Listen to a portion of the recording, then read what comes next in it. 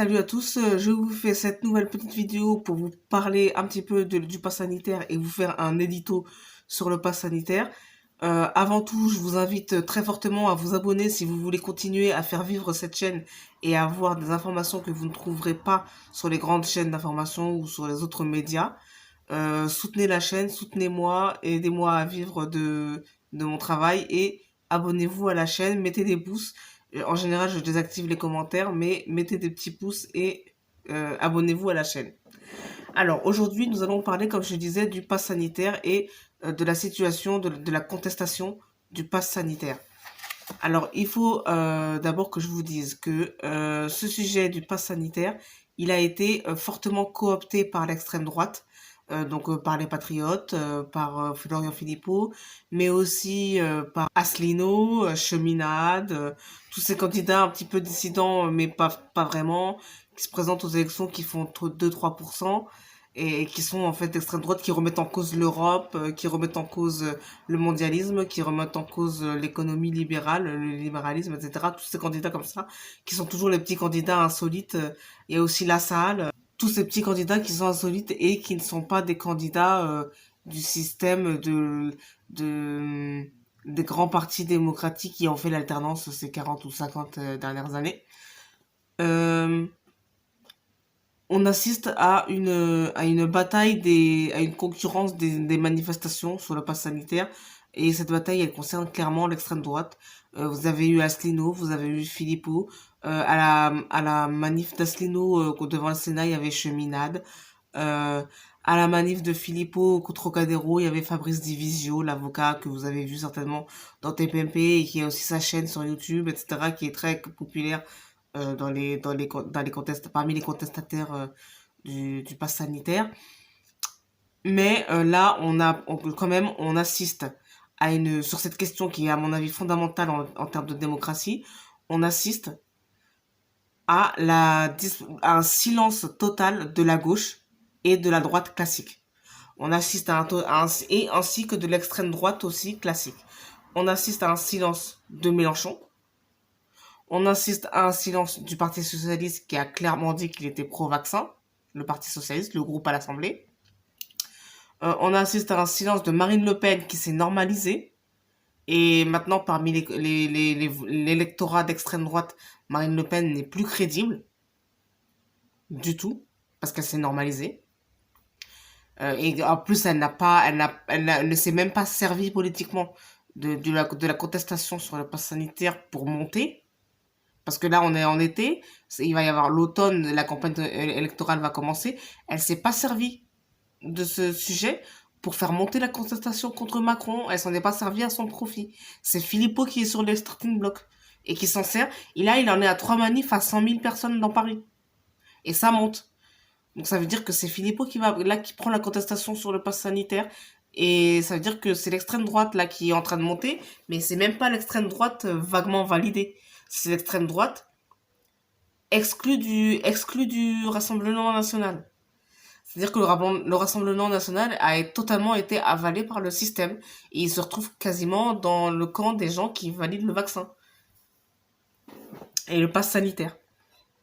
Donc du coup, et vous avez aussi une absence de la gauche qui est aussi inquiétante parce que cette contestation du pass sanitaire, c'est une contestation du peuple. C'est une contestation populaire et c'est une contestation démocratique. C'est-à-dire que ça, normalement, la gauche qui est censée être la plus proche du peuple, ça, normalement, c'est du pain béni, cette situation, pour la gauche. Parce que maintenant, en ce moment, il y a l'argumentaire comme quoi Macron, il s'est fait élire avec la gauche, alors qu'en fait, maintenant, il est de droite et il capitalise sur la droite, etc., etc. Cette contestation nationale, populaire euh, et démocratique, cette contestation-là ne profite pas à la gauche. C'est-à-dire que normalement, c'est censé être son créneau à la gauche.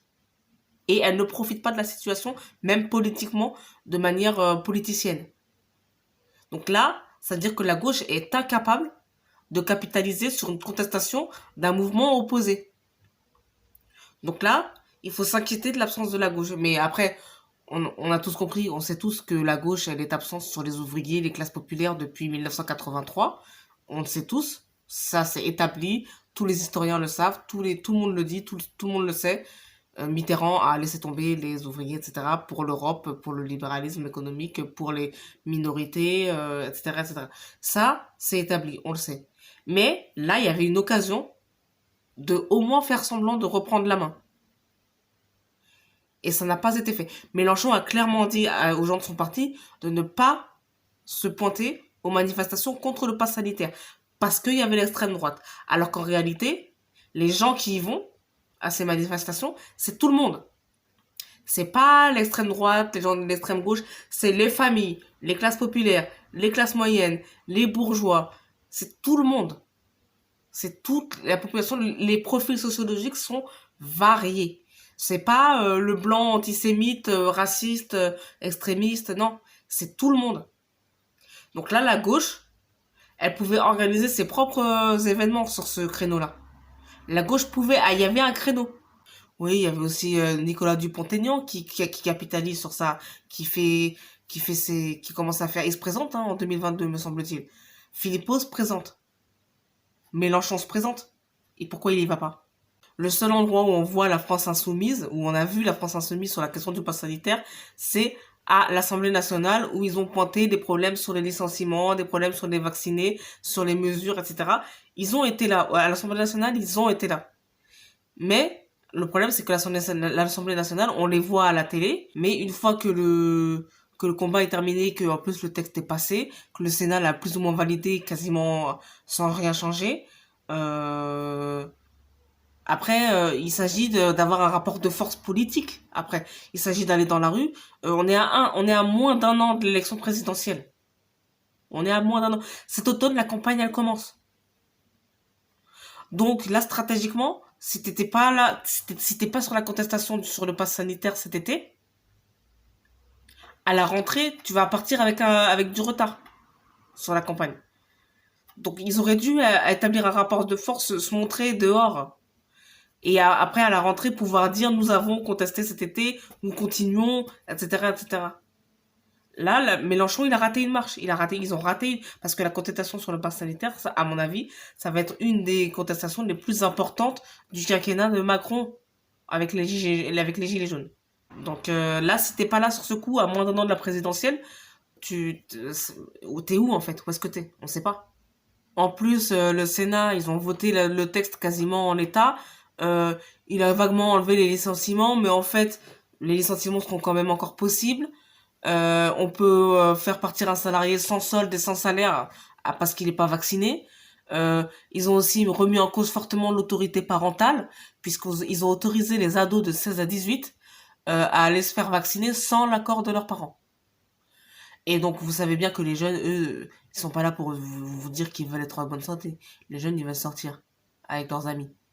Donc, qu'est-ce qu'ils vont faire? Bah, ils vont aller se vacciner, en fait. Parce qu'ils sont pas motivés par la politique, par par des motivations qui transcendent leur personne. Et non, les jeunes, ils ont 16 ans, 18 ans, ils veulent sortir avec leurs copains. Donc, de toute façon, les propres adultes, ils vont se faire vacciner parce qu'ils veulent sortir. Donc, n'attendez pas des adolescents qui soient beaucoup plus politiques que leurs aînés. Je veux dire, ils veulent sortir, ils vont se faire vacciner. Ils peuvent le faire l'accord des parents. Voilà. Et en plus, vous allez provoquer des problèmes à l'intérieur des familles. Vous êtes prêts à faire ça pour faire vacciner tout le monde. Voilà. Là, à mon avis, nous avons un risque de voir et Mélenchon et Marine Le Pen sortir de l'histoire par la petite porte. Parce que de toute façon on a vu au régional que plus personne ne votait Marine Le Pen parce qu'elle avait déjà lissé tout son discours depuis 10 ans. Donc euh, au régional, Marine Le Pen, il est acté par tout le monde que Marine Le Pen s'est normalisée et que donc elle est rentrée dans le système, dans le logiciel du système, et que donc elle ne sert plus les intérêts des ouvriers. Donc maintenant, parce que au départ les ouvriers c'était la gauche, le PC, les socialistes, etc. Les socialistes et les PC, ils ont laissé tomber les ouvriers, ils sont passés aux minorités. Donc les ouvriers sont allés chez le FN. Maintenant le RN. Le RN a normalisé son discours, ils ont arrêté de parler d'économie, ils ont arrêté de parler de sortie de l'euro, arrêté de parler de sortie de l'Europe, Ils ont normalisé, ils ont changé parce qu'ils se sont aperçus que ça marchait pas pour eux. Et du coup, ils sont plus crédibles parce que les ouvriers ici voient leur intérêt. Leur intérêt n'est plus de voter Marine Le Pen. On a vu ça au régional, c'est une débâcle totale. Donc Marine Le Pen va sortir, si elle prend pas le tournant du pass sanitaire, elle va sortir de l'histoire. Mélenchon, c'est pareil. La gauche, la droite, la gauche. Et du coup, vu que les gens ne veulent pas de la gauche et de la droite classique, là, c'est là où il faut se demander pour qui les gens vont voter. Et ou pour qui les gens ne vont pas voter. Puisqu'il y a un dégoût populaire généralisé pour tous les hommes politiques. Par contre, on est dans un moment historique. Pourquoi? Parce qu'il y a un dégoût généralisé des gens pour les hommes politiques, à tel point que 2022, l'élection de 2022, n'a plus de sens pour les gens. Il y en a même qui pensent que ça ne va même pas se produire, cette élection. Et il y a des gens du peuple qui pensent que l'élection de 2022 ne se produira même pas. Ou que si elle produit, ils ont l'intention de casser le système, de pas voter, de voter blanc, de un truc. Donc 2022, déjà, c'est une perspective déjà inquiétante. Et enfin, pour conclure, il faut observer le retour des Gilets jaunes qui voient en la contestation du pass sanitaire une résurgence de leur mouvement et un moyen de faire revivre leur mouvement qui avait baissé. Même si je dois dire que les manifestations Gilets jaunes existaient depuis le début, ont continué tous les samedis depuis le début. J'en ai couvert certaines et YouTube m'a fait sauter les reportages sur les manifs des Gilets jaunes que je suivais depuis un certain temps. Mais vous pouvez voir qu'il y en a au moins un qui est passé de reportages sur les Gilets jaunes. On voit qu'ils sont un nombre réduit, mais que les manifestations sont encore là, sont encore déclarées. Par contre, depuis le début, tous les samedis. Par contre, il faut savoir quand même que les Gilets jaunes en sont encore à une certaine immaturité politique. Et on le voit, on la voit, cette immaturité a encore des difficultés d'organisation dans les manifestations. Il y a une certaine désorganisation et parfois certaines mésententes entre les figures des Gilets jaunes qui ont un discours. Hein. Ils ont un discours, des revendications sociales, fiscales. Ils sont aussi contre le pass sanitaire, ils sont pour les libertés individuelles, etc. Il y a un discours, il y a une revendication, mais politiquement, ils n'ont pas fait la mue. C'est resté des amateurs en politique. Voilà, c'est la fin de cette vidéo. Je vous invite encore une fois à vous abonner pour me soutenir, pour avoir de l'info et de la perspective et de l'analyse qui ne soit pas celle des autres médias. Ciao!